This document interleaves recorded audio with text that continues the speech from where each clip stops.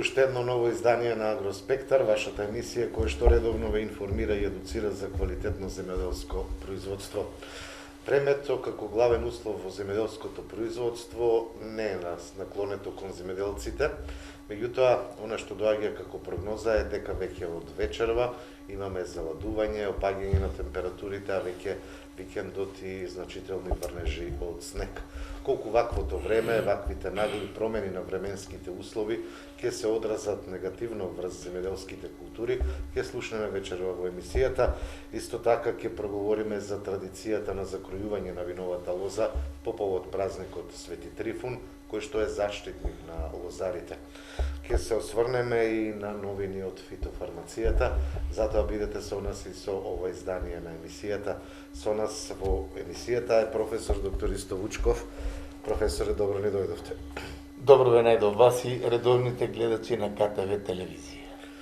Реков дека веќе се очекуваат снежни врнежи и температури од минус 12, па и под нулата во текот на целиот ден, врнежи од снег. Дали нешто ова ќе промени во временските неприлики, би рекол, кои што не се на страната на земјоделското производство? Дали би можело да се очекува да се подобри хидроакумулацијата, меѓутоа и да се подобри состојбата со влага во почвата? Сето тоа што го рековте, со прогнозите, е и желба на секој од нас, посебно од стручњаците и лозарите, овоштарите, воопшто во земјоделието, бидејќи навистина се соочуваме со тие тектонски пореметувања на времето во светски размери. И ние мора да кажеме дека тоа што сега го доживуваме со таквите временски, јас би ги рекол неприлики, бидејќи сме сред зима, личи тоа што го зборите, ниски температури, врнежи од снег, врнежи од дожд, полнење на акумулациите, што е нормален период. А ние имаме сосема обратна состојба. Меѓутоа имавме температури до 20 степени. Токму Што така. ќе значи овој голем пресврт? Тој пресврт ќе значи трагедија за веќе почетокот на сокодвижење на одредени овие овошни видови. Јас сега доаѓајќи према Кавадарци, меѓу Неготино и Кавадарци, таму има бадеми покрај овој патот, и во кај Пирава имаме веќе целосно оцветани поедини дрвца од бадемот, од одредени сорти слива. Значи, сокодвижењето е веќе стартувано и ние сега, према моите предпоставки, према долгорочната прогноза, за која ќе кажеме нешто повеќе, едноставно сме убедени во тоа дека зимата е назад. Бидејќи го имавме во декември месец буквално пролетен период. Првата половина од јануар до Водици, таму до 19, исто така имавме температури. Минатата недела, вие добро рековте, од Гевгелија ми се јавуваат одредени производители, вика професоре, вика на куси ракави кроиме. И сега кога он збори така, ние чекаме за 4-5 дена да дојде Свети Трифун, каде што треба да се закројат лозињата. И сега абсурдот на тоа наше време ќе биде, пред неколку дена ми се јавија мои луѓе таму од Гевгелија, вика, професор, ќе дојдете на крчма. Значи, на завршување на кроењето. Значи, во недела тие завршуваат со кроењето и затоа ќе седнат да се напијат. А во недела е Свети Трифун, каде што треба да се закројат лозијата, да почне тоа кроење. И сега, која е таа крајност? Што вели долгорочната прогноза? Може ли да наштети сето тоа, доколку имаме ниски температури, а веќе кроењето е завршено? Тоа го зборевме во претходните емисии. Тоа е сега една голема ставање на производителите, лозарите, овоштарите, па и градинарите во една неизвестна состојба. Бидејќи Моја предпоставка е дека зимата ни е назад. Ние можеби до 22 март е календарската зима. Но и април месец ние ќе имаме тектонски пореметувања, ниски температури, врнежи од снег, што и веќе и минатите години тук там имавме ние оние мразеви во април месец дојдат температура минус 11, минус 10, па измрзнаат многу од овошните садници и други култури. Во градинарството исто така, зелката е веќе во фаза на формирање на глава, нема дополнително грење. Ако дојде минус 10 температура, што и има можности да стане тоа, иако јас од некој аспект гледам дека оние температурни суми кои ги имавме 20 степени Целзиусови, тоа е се кумулирање на топлотната енергија и почвата се буквално загрева. И дека нема некакви големи можности, веќе на загреена почвата температурата падна. Но тоа со денешната метеоролошка состојба се тотално веќе укинува како реалност. Бидејќи имаме големи отстапувања, микроклиматски отстапувања по однос на тие неприлики. Хидролошката состојба за која рековте.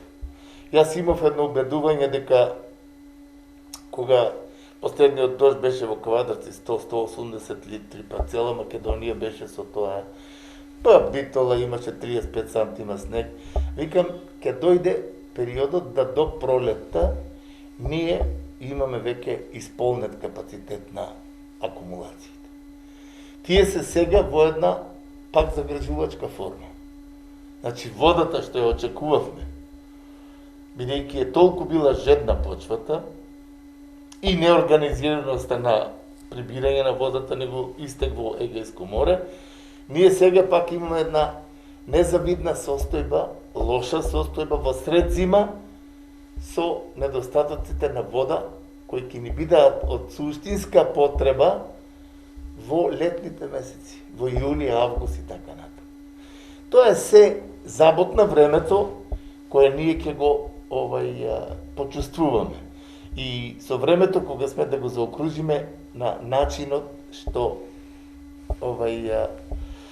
мислам дека ќе излезе. Ние сега викендот се очекуваат ниски температури, врнежи од снег.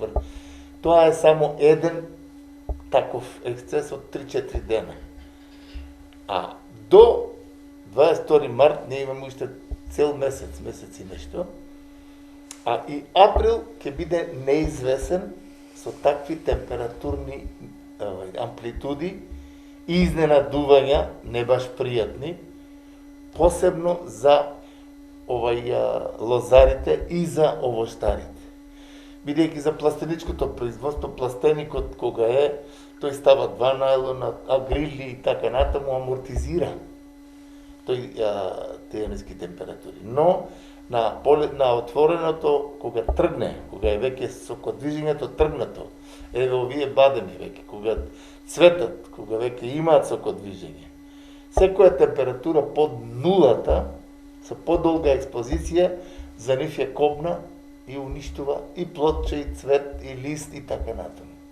Тоа е една вистина со која ние се соочуваме со времето, а таквото нешто јас мислам дека следејќи ја светската метеоорганизација која вели дека ние од година на година ќе имаме се по-непријатни изненадувања, а смерницата се дава кон факторот човек, кој во светски размери знае целата животна средина. Или таа еколошка свест, да ја кажеме, е под секакво ниво. Секој, сака да оствари некакви профити од тоа делување, без да размисли дека таа сеча, да кажеме, на 100 хектари квалитетна шума, дека ќе предизвика тектонски пореметувања на временските прилики. Сето тоа за нив не е толку важно отколку остварувањето на одреден профит. Или со еден збор, бидејќи долго време сум во таа екологија, евидентно е од година на година се подлабоко е потиснат еколошкиот интерес на човекот, на животната средина во која треба да живее и да ја негува. Потискањето е од остварување на економски интереси по многу основи, без да размисли дека после нас ќе имаме генерации кои треба да живеат. Тоа е една трагедија на нашето време и јас сега гледам во Република Македонија на екологијата дадена на еден министер, увозен министер да кажеме од странство, кој македонски не знае буквално и он треба да ги детектира еколошките проблеми во Република Македонија и да даде една смерница. А од тие еколошки проблеми најголем дел, локацијата за обстојбата на човекот и неговото здравје е земјоделието. И не случајно ние едукативните емисии ги збориме зошто ние ги одржуваме тие работи. Да не се оди со фрлање на отрови непотребно. Да не се оди со ѓубрења безобзирни, без анализа и без стручност. За животната средина, оние растителни остатоци да не се фрлат околу реки, да се загадува животната средина. Да не се употребуваат непотребни производство на одреден метал, да кажем, или на одреден профит, остварување на одреден профит врз здравјето на сите. Јас немам тука никакви лоши намери, но јас не знам сега, во Кавадарци, нели ќе имам мерни инструменти, мерни единици. Мерните единици не ја подобруваат состојбата. Подобруваат состојбата стратешките захвати. Дали на тој Кавадаречки регион, каде што има преку 20.000 хектари винова лоза, и не потреба фени. Дали на своевременно Велес им беше потребна таа топилница за производство на ѓубрива, каде што токсификацијата на 40 см на земјата е точно катастрофална, а таму се произведуваат градинарски култури од кои се храни населението. Тоа се еколошки катастрофи кои наместо да ги санкционираме, ние гледаме дека во Фени има доста голем број луѓе запослени, земаат личен доход, а што фероникелот доаѓа од Гватемала, доаѓа во Солун, со камиони се носи тука, се доработува и фероникелот, најголеми извозници на фероникел сме во овој дел, и се извезува ова. Што останува на Кавадарци? Процентот на одредени оболувања на респираторниот систем е евидентна работа, тоа медицинарите треба да го кажат, и едноставно загадувањето на животната средина, вклучувајќи го и производството кое Кавадарци важи за еден од најквалитетните производни реони на винова лоза и квалитетни вина, бидејќи експозицијата е таква, типот на почва е таква, можностите се такви да освојуваме врвни места. Но за тоа помалку се размислува колку кога треба да се оствари некаков профит.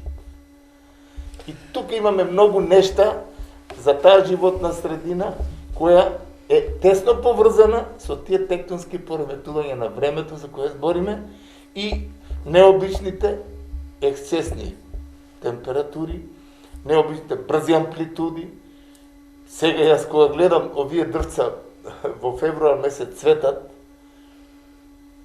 а до 22 март ние ќе имаме уште температури, ќе имаме уште добра зима со снег или со ниски температури. Сето тоа ќе биде уништено доколку експозицијата на тие ниски температури е поголема.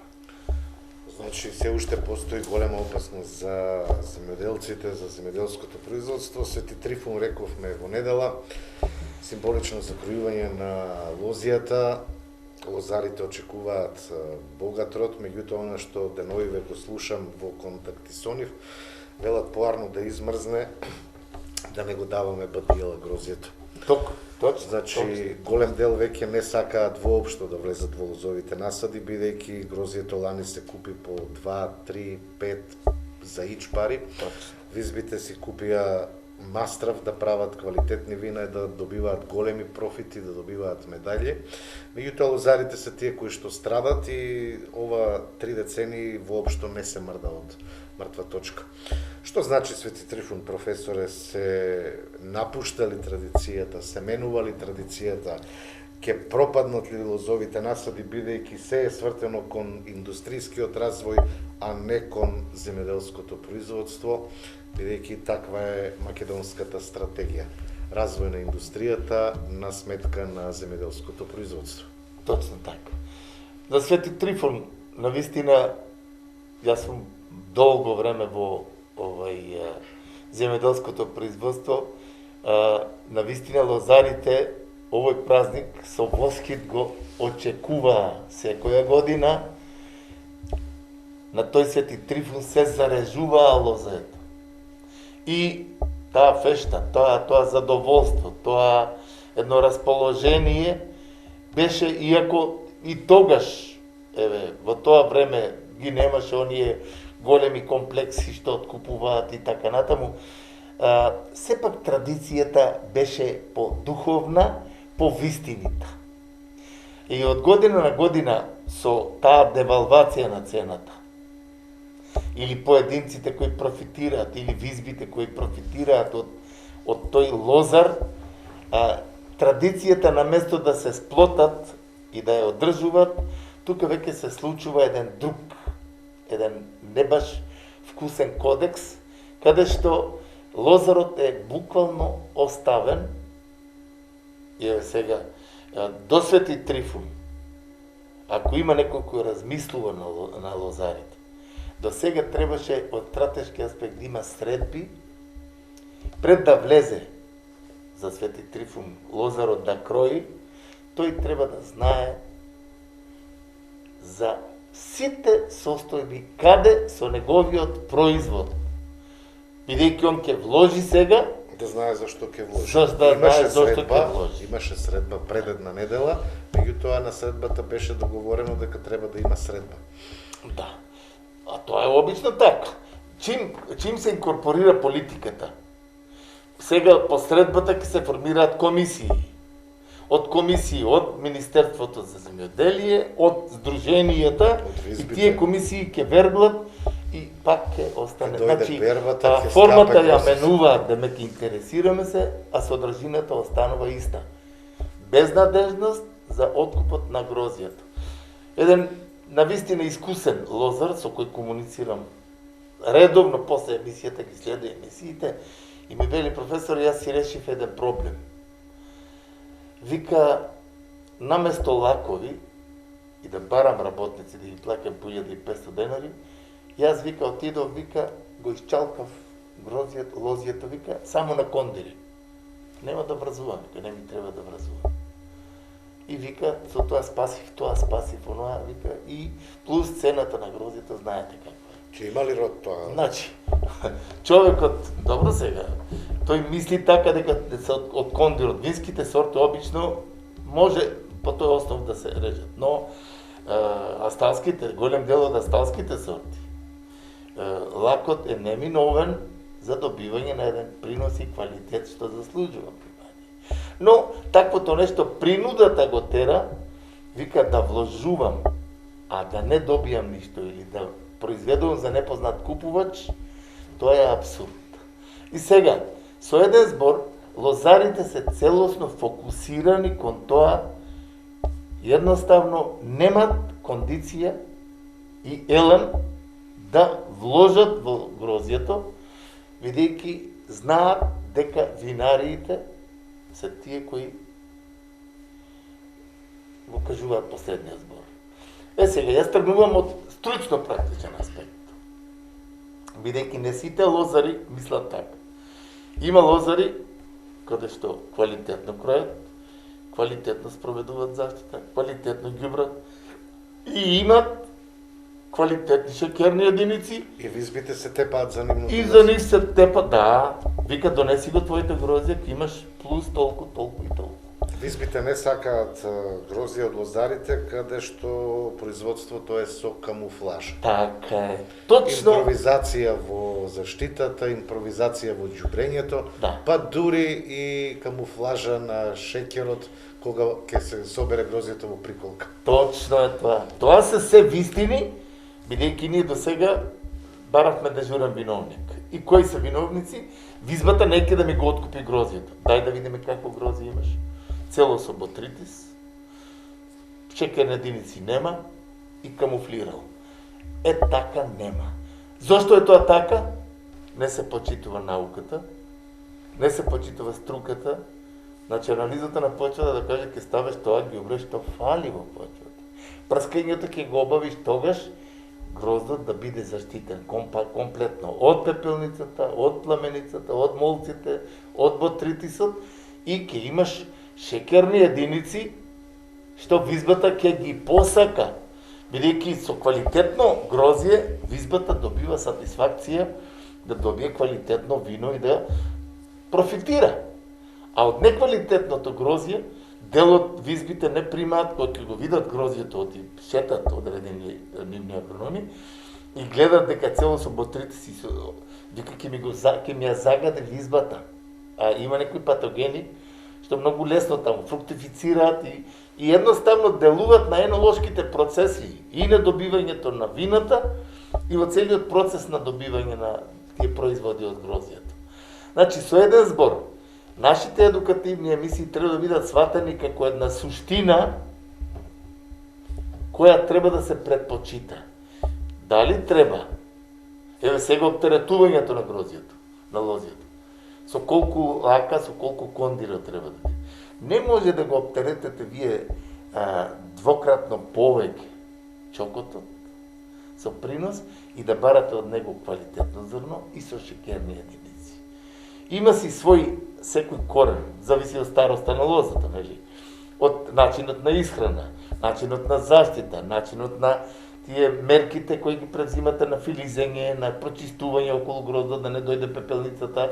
Едноставно, лозарот, правиот лозар, секогаш има квалитетно грозје и секогаш му е ценето грозјето кај винарските визби.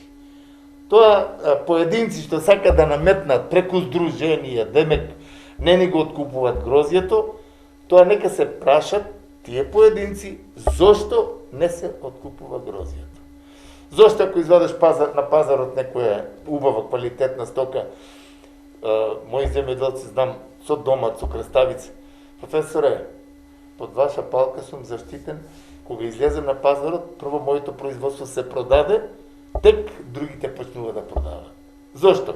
Затоа што доматот грее, нема точки, нема ништа, нема камуфлажи, човекот си избира што треба да си земе, а не да го подметнеш. Се не за јадење, не е пластично. Така. И се случуваат нештата, пак да дојдеме на основата. Основата е почитување на струката и науката и нејзината апликација. И за сега за Свети Трифун.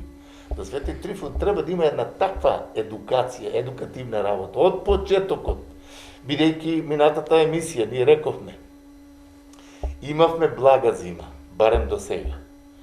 Покроењето, ако така продолжи, неминовно е квалитетна и интензивна ударна заштита, бидејќи потенцијалот од пепелницата, од пламеницата, од ботритисот, од минатата година, од август месец, кога имавме врнежи, е голем во лозовите насади. Сега, ако на почетокот не се санкционира тоа, ние ќе имаме, исто како минатата година, прилика да кажеме, пепелницата ме превари. Да, меѓутоа тука лозарите повторно се повикуваат на ниската цена, немањето откуп и стравот, зошто да вложат за редовна и квалитетна заштита, кога не знаат дали ќе земат пари и дали тоа ќе им се плати. Тука има една многу добра работа, што визбите треба да излезаат со еден став. Сето грозје ќе ви биде откупено. Без коментар. Но, при мерењето и при органолептичките прегледи, грозјето треба да биде здраво, да ги има шекерните единици и цената ќе ви биде солидна. Тоа ќе видите колку лозари нема да го прифатат. Зашто голем дел од нив прскаат безобзирно, 6-7 пати прска, а нема квалитетна заштита. По традиција. По традиција. Тогаш ќе кажат, чекај, јас ќе се поврзам со стручно лице, наместо 8 пати ќе прскам 3 или 4 пати, но ќе имам квалитет. Кога е потребно. И тој квалитет ќе го препознае винарската визба и ќе каже, аха, донеси го ти твоето грозие, бидејќи е квалитетно и мене ќе ми служи за понатамошна доработка со енолошките процеси на квалитетни вина. Сега, лозарите се бунат на тоа, наместо стекнување на знаење и да побараат од факултетот, факултетот има оддел лозарство, има оддел заштита, има оддел исхрана. Тие луѓе земаат личен доход од буџетот кој го ствара тој земјоделски производител од грбот. Обшто народот го ствара буџетот. Тој има право да повика, ако не сакат сами да дојдат, и ако сами треба да дојдат, бидејќи таа е функцијата. Како науката да ја аплицираат, производителот да има квантум на знаење, да го спроведе тоа, крајниот епилог е квалитетниот производ. И чим има квалитетно производство, ќе дојде од Црна Гора човек и каже, аха, дајте го тоа, бидејќи гледам од има шекерност, а Македонија, тоа е трансформацијата на оние услови што Господ ни ги дал во тоа зрно, во тој производ. И сега наместо тоа, ние, политиканството, влезена е политиката инкорпорирана, здруженијата, ново здружение сега, тутунарите прават ново здружение, демек тутунот изгледа ке прецвета, ке стане злата. Значи содржината е иста, они менуваат формите само и тука позадината политиката креира некои трули, нечестни работи. Затоа што народот не може да свати дека политиката не може да биде земјоделство, ниту пак земјоделството може да биде политика. Сакам да го завршиме ова за Свети Трифун, бидејќи малку се оддалечив од темата. За Свети Трифун. Јас, како што знам со своите години, се чекаше тој ден да се заражат лозјата, бидејќи до Свети Трифун има ризик и можност за ниски температури и за одредено мрзнење на виновата лоза. Тоа е во минатото. Сега после Свети Трифун може слободно да се крои. Кое што доживуваме ние? Јас преска тој пример не случај го реков. Тие ме викаат да ме почастат, бидејќи го завршиле кроењето. У недела сега ќе завршиле со кроењето. Чекајте, вика. Треба да почне кроењето. Ама ние завршивме сега. Ако до 22 март паднаат температури минус 15, минус 20. Со подолга експозиција.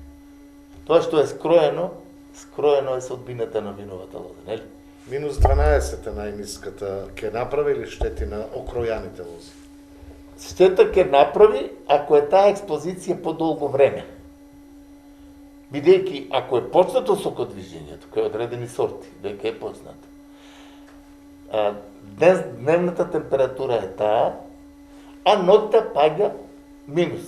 Штом падне под нулата температурата, тој сок, сокодвижењето, сокот што е во виновата лоза, ја менува агрегатната форма, мрзни.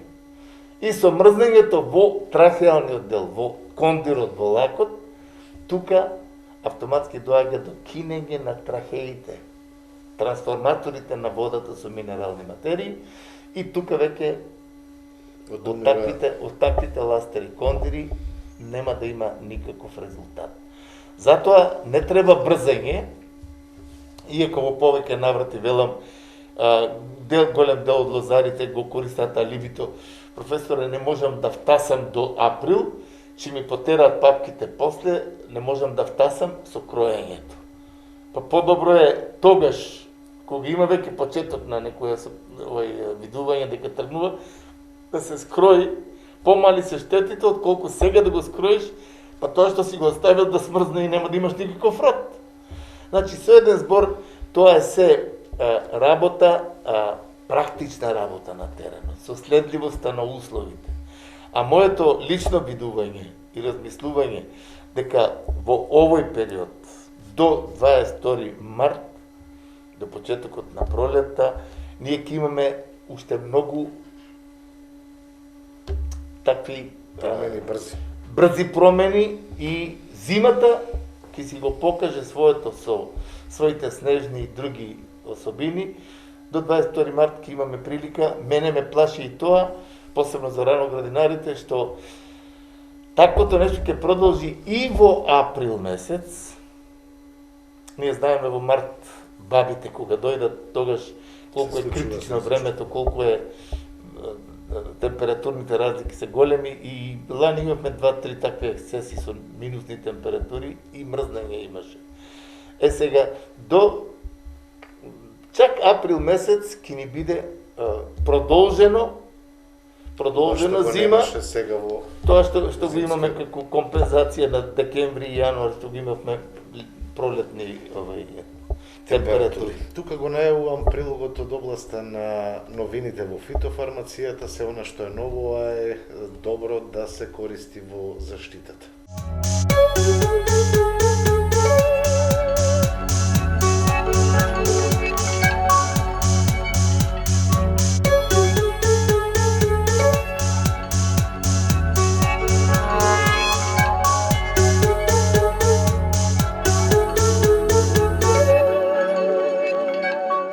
Еве токму во овие едукативни емисии со прилог кој навистина заслужува внимание.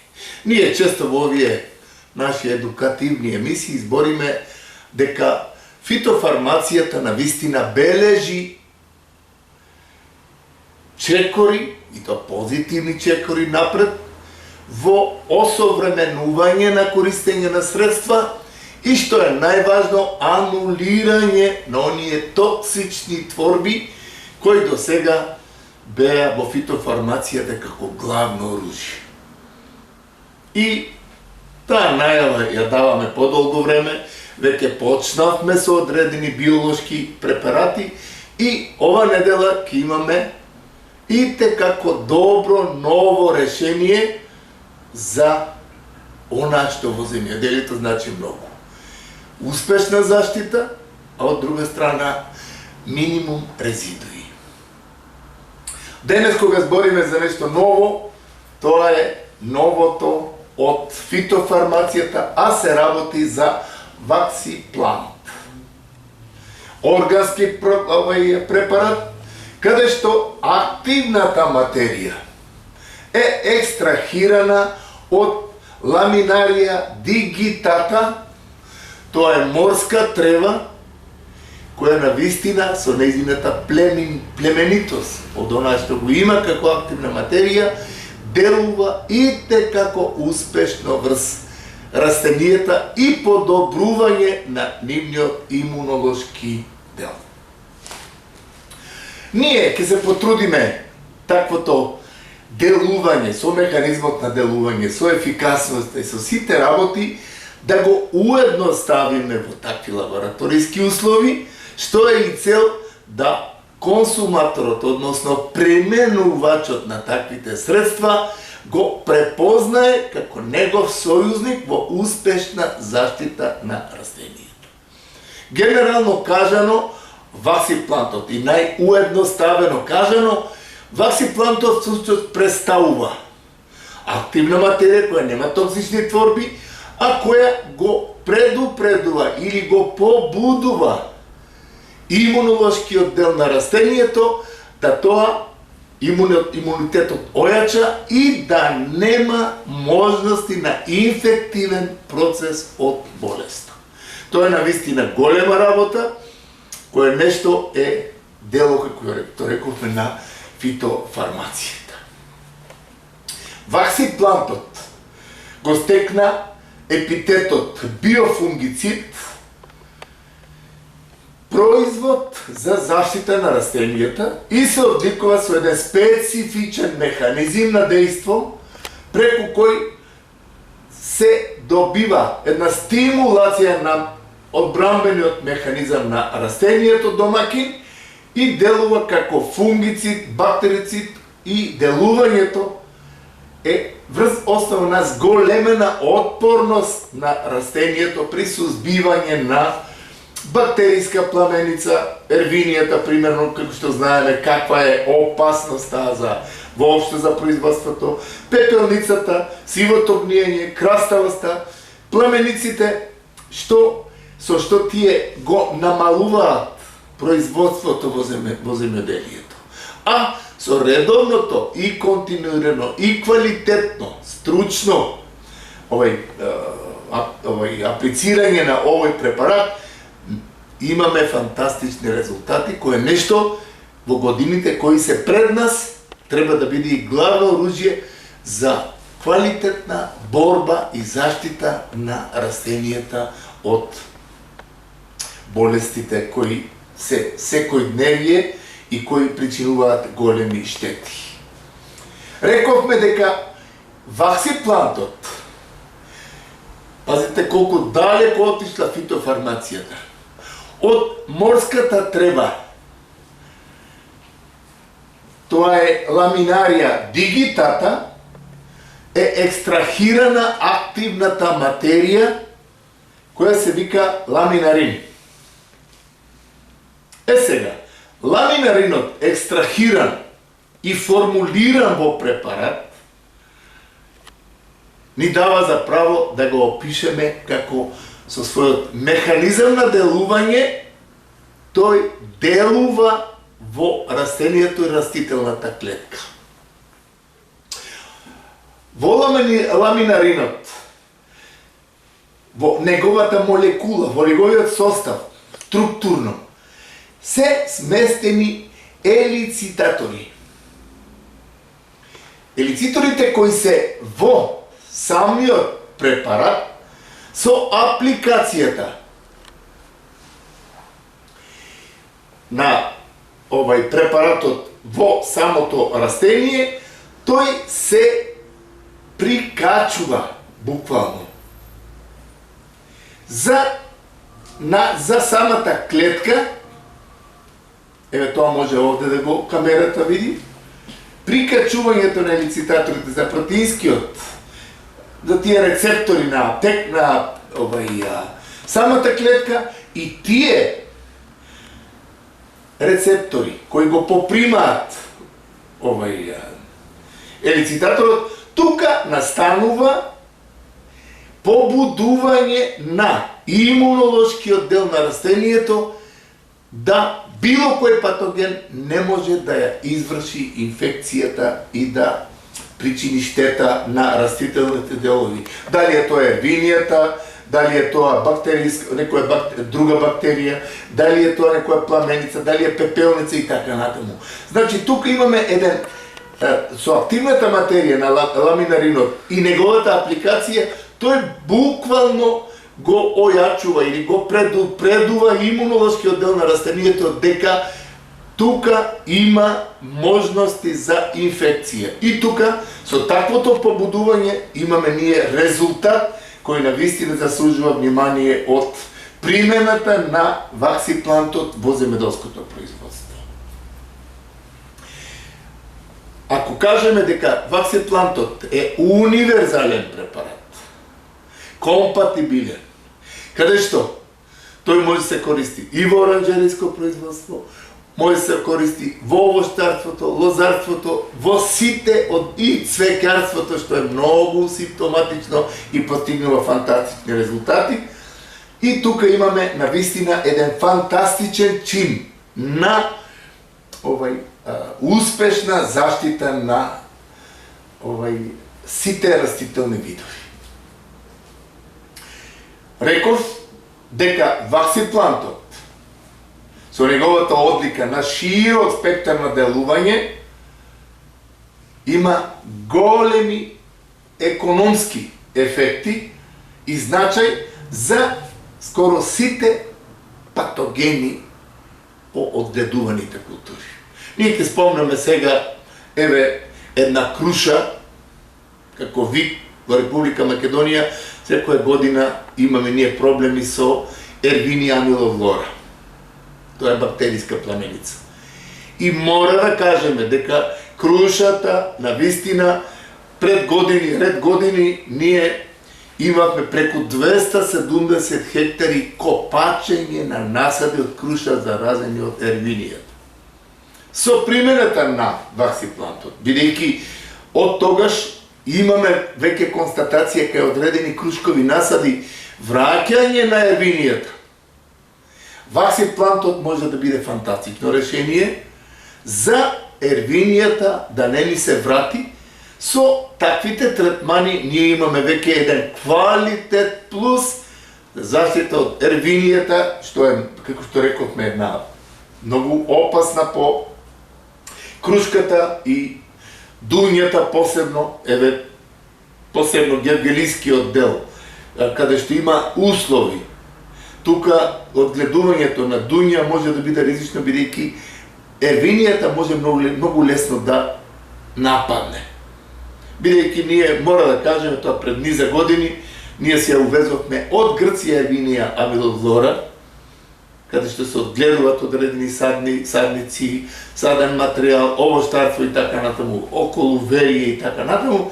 И тука ние имаме веќе една опасност, а таа опасност треба да ја ние препознаеме и да се заштитиме со ваксиплантот од таквите чинители кои можат да причинат доста големи штети. Значи, препорачаната примена и тие превентивни третмани кои се даваат уште од стадиумот на глувчи уши, значи, тој чин на имунолошки побудување треба да биде, значи, систематски од кога растението почне со својот почетен развој, кога се ливчињата глуши уши, кога се почетокот на развојот пред цветењето, со апликативниот дел ние постигнуваме веќе еден јак имунолошки ударен одбранбен систем, каде што патогените кои во тој период поради промени на време, поради развој, циклусот на болест и така натаму, може лесно да биде нападнат секој вид. Бидејќи кога е фаза на цветење или почеток на пораст, секојаш растението е отворено и можноста, поради временските прилики и неприлики кои се јавуваат, можноста за инфекција секогаш е поголема. И затоа ние мора будно да следиме и ваксиплантот да дојде во тие периоди да го покрие тој период со ојачување на имунолошкиот дел на растението. Кога збораме за употребата, квалитетот на секое средство кое се аплицира зависи од тој прав, практично стручен пристап. И ние за секое средство збориме. Секое средство кое дошло на рафтот на продажба, хемиските индустрии вложиле многу пари. Дали се 5 милиона долари или повеќе, со повеќе годишни експериментални испитувања, се доаѓа до таков екстракт, да кажеме, од ламинарија дигитата.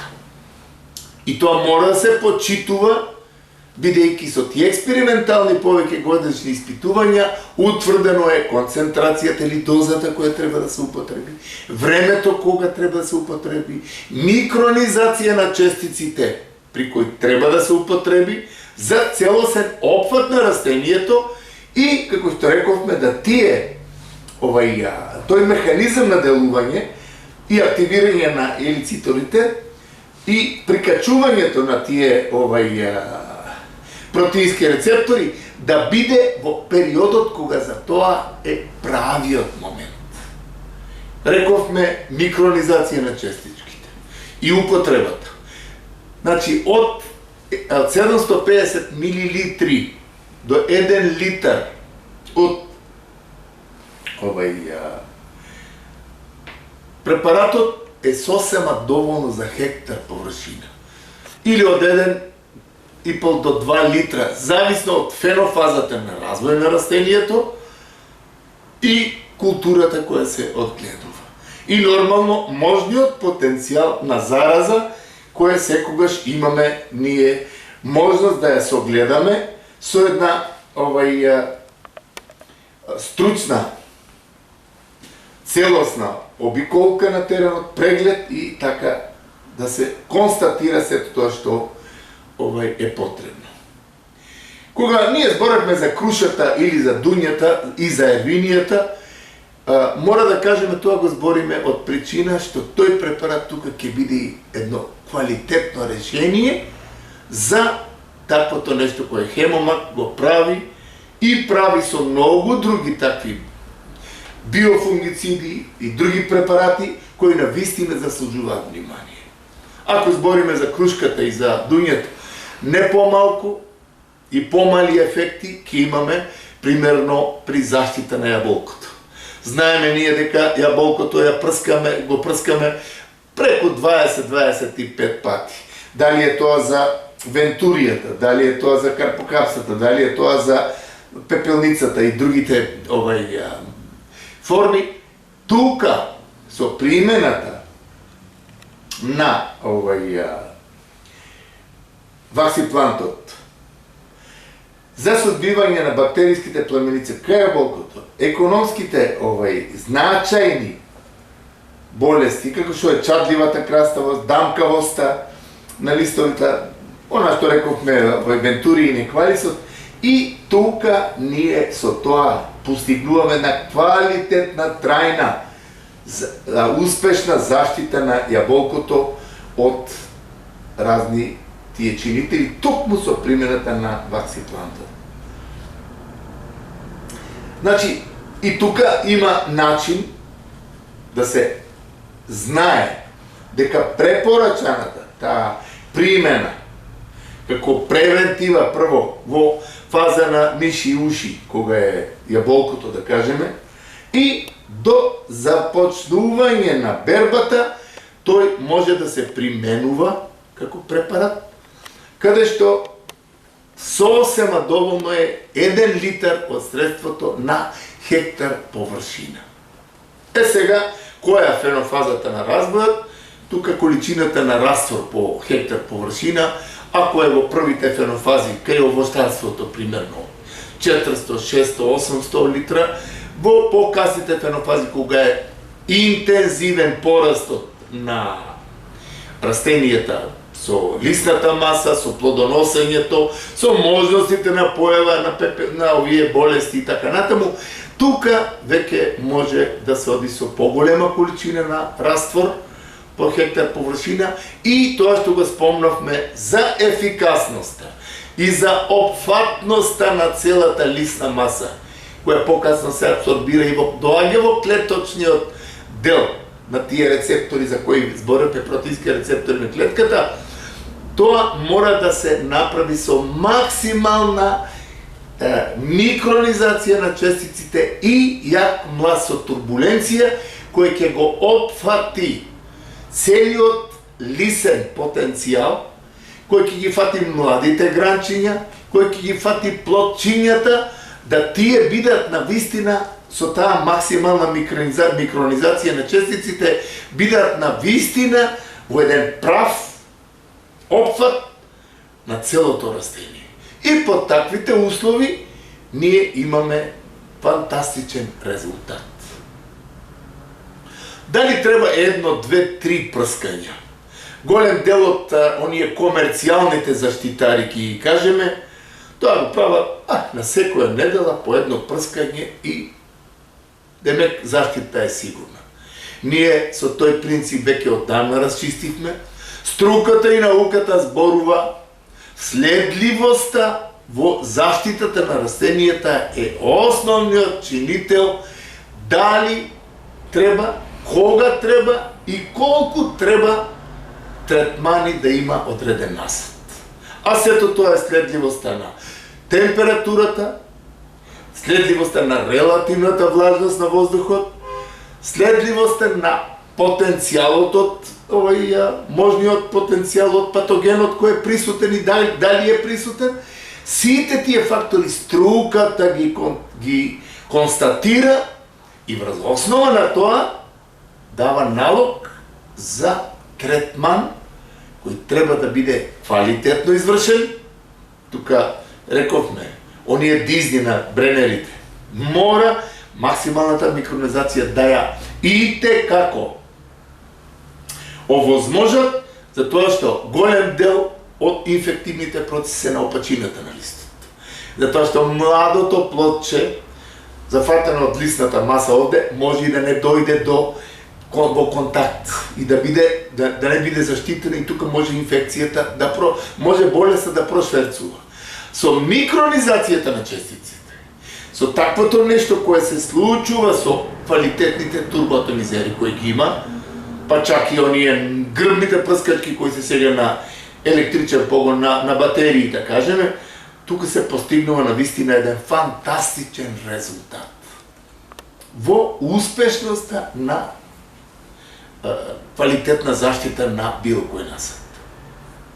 Ваксиплантот, почнувајќи од почетокот на развојот на вегетацијата, рековме, дали е тоа градинарска култура, дали е тоа цвеќарство, дали е тоа култура од гледување на отворено, дали е тоа овоштарство, лозарство. Сето тоа е опфатот каде што ваксиплантот си го наоѓа своето место и може навистина да даде фантастични резултати. Ние првичните наши истражувања кај доматата, дали е тоа за левелулата, дали е тоа за псевдомонасот, бактериските овие пламеници на домат и така натаму. Тука, дали е тоа за ботритисот, тука ваксиплантот постигнува фантастични резултати. И тука ние имаме навистина со еден квалитетен стручен пристап. Благодарноста ќе биде голема за таа новост која Хемомак ја пласира во интерес на граѓаните, во интерес на земјоделското производство на што го имаме во нашата држава, со цел да се добие квалитетно производство во кое мора тоа да го потенцираме, нема резидуи и имаме квалитетно нетоксифицирано производство кое ќе одговара за нашиот, а и за европскиот пазар.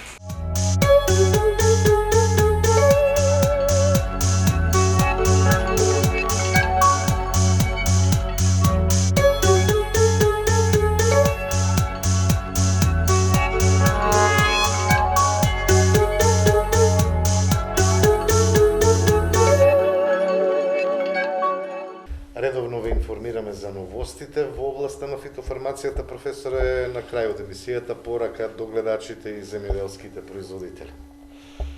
Мојата порака секогаш е многу јасна по однос на онаа што ние во овие едукативни емисии пласираме како новости од фитофармацијата, и тие новости јас имам едно свое лично убедување, бидејќи ќе најдат место во производството, од аспект на тоа што фитофармациските куки веќе сватија суштината дека од токсичните творби голем дел од населението има страдање.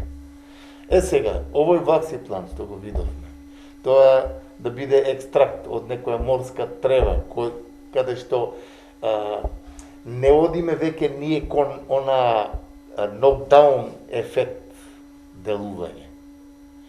Туку, ваксиплантот, пазете сега, тоа е екстракт од таквото нешто, го побудува имунолошкиот систем, тоа нешто слично сега на нашата коронавирус, значи го побудува имунолошкиот систем да биде спремен за евентуален напад од некој патоген. А тоа е една големина, каде што растенијето се спрема по однос на тоа да не ослабне со имунолошкиот систем, каде што одредени патогени се склони на тоа да вршат инфективен процес. Таквите нешта, јас мислам дека во догледно време ние ќе имаме можност да ги елаборираме и поконкретно и ќе најдат место во производството, бидејќи најважното нешто е што нема токсична творба, резидуи да кажам, во производот кој го консумираме. Тоа е една од најважните работи. Второ, економската оправданост е тука, бидејќи се намалуват бројот на третманите, од почетокот ако се добро и третира, како тоа што некои го имавме со акромајдот, ние ако го фатиме пајакот на почетокот, пред да почне тој да експанира со голема бројченост, ние сме тука успешни. Значи, сите од средствата со правилната апликација или со консултација со стручно лице, нема причина да не дадат резултати. И затоа ја користам приликата. Секој кој има било каков проблем во користење на било кое средство, било кој проблем, пред месец дена ми дојде еден човек каде што има на црешата од жилогриз, овие дрвотоците. Човекот има проблем кај црешите, вика, сите цреши, една по една, вика, ги уништи овој жилогриз. И му давале некои средства, каде што нема никаков резултат.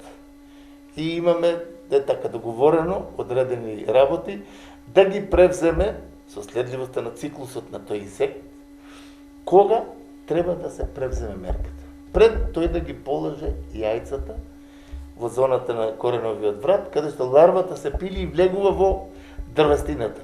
Чим влезе, многу е тешко со збивањето. Но затоа има методика и начин како да се разреши.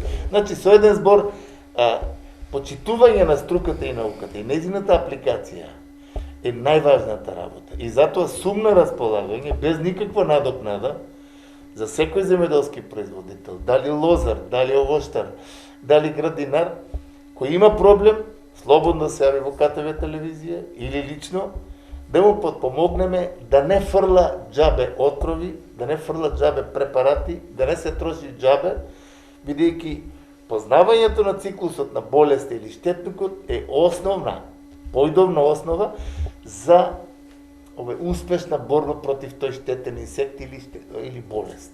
Таквото нешто сме на располагање да го дадеме и да има секоја фамилија која вложува да има и одредени резултати. Благодарам, професоре. Благодарам и много. На крај на Агроспектар, почитувани гледачи, ќе ви заблагодарам и вам за одвоеното време и внимание. Имајте секое добро.